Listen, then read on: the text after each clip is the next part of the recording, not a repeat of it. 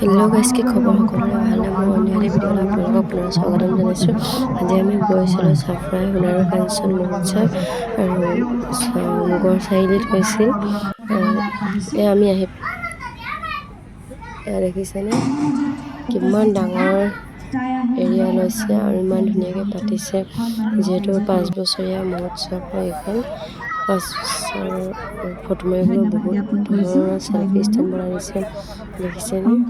এই আগত গৈ আছে হাজবেণ্ড আৰু বেটা। ক্ষমা কৰিব স্বপন কোঁৱৰ ডাঙৰীয়া গণৰাজ্য প্ৰগ্ৰাম ষ্টাৰ্ট নোহোৱালৈকে আমি অলপ মেলা ঘূৰি ল'লোঁ আৰু এয়া দেখিছেনে ইমান অকণি অকণি বস্তুবোৰ দেখি ইমান ভাল লাগে। এইফালে আকৌ আমি নিজকে অকণ ভিডিঅ' বনাই ল'লোঁ। দেখিছেনে?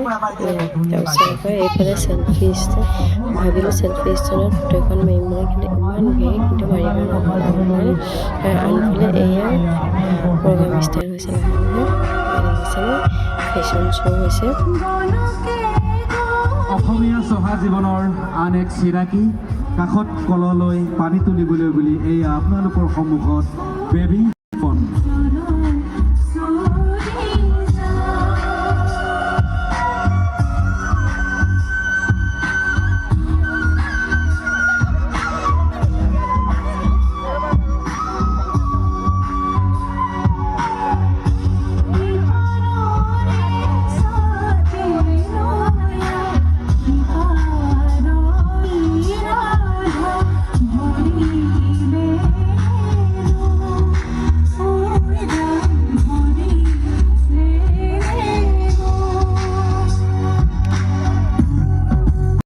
বৰুৱা ডাঙৰীয়া গণৰাজ্য জনাইছোঁ। লগতে এই অনুষ্ঠানটোৰ লগত ওতঃপ্ৰোতভাৱে জড়িত। লগতে এই যি সাজপাৰ আপোনালোকে উপভোগ কৰিলে তাৰ আঁৰৰ ব্যক্তি যিজনে পৰিচালনা কৰিছে তেখেত হৈছে বিশিষ্ট এজন সাংস্কৃতিক কৰ্মী শিৱসাগৰৰ আকৰাম হুছেইন দা। তেখেতকো আমি উদযাপন সমিতিৰ তৰফৰ পৰা আন্তৰিক ধন্যবাদ তথা সম্ভাষণ জ্ঞাপন কৰিছোঁ। অনাগত দিনত তেওঁলোকৰ সহায় সহযোগিতা আমি আন্তৰিকতাৰে কামনা কৰিছোঁ। ধন্যবাদ।